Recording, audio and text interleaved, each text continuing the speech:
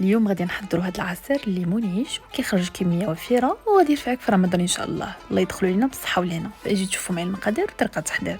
غادي نحتاج ليمونه كبيره غسلتها مزيان، وغادي نحيد هاد القشره الرقيقه اللي غادي نطحنها حتى هي في العصير. كنحيد هاد القشره البيضاء وكنحيد هاد الشوائب وكنخليها على جنب. كناخذ حامضه صفراء ما تكونش خضراء لحقاش الخضر كيطلق المروره. كنحيد هاد القشره الرقيقه وكنقيهم كاع الشوائب اللي كتكون فيه ومن داك العدومه باش ما كيجيكمش حمر. وكناخذ تفاحه، يا اما كتقطعوها بالقشور ديالها اولا كتحيدوا منها الشوائب وكتقشروها على الشكل هذا. وكناخذ خلاط كهربائي كنضع فيه جميع المكونات، نزيد السكر ويطرو ديال الماء وكنطحن كل شيء. ثم كندوزو الصفايه باش كنحيد منه جميع الشوائب وكنزيد يطرو ديال الماء.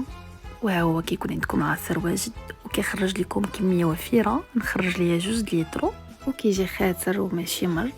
بالنسبه لطريقه الاحتفاظ ديالو بالمجمد، ملي كتنقيوه من كاع الشوائب وكتقطعوه كتحطوه في المجمد في بلاستيك غذائي وصافي. هادشي اللي كاين. كنتمنى الفيديو اليوم يكون على الاعجاب ديالكم، وكيف ديما غادي نقول لكم تهلاو في راسكم. بسلامه.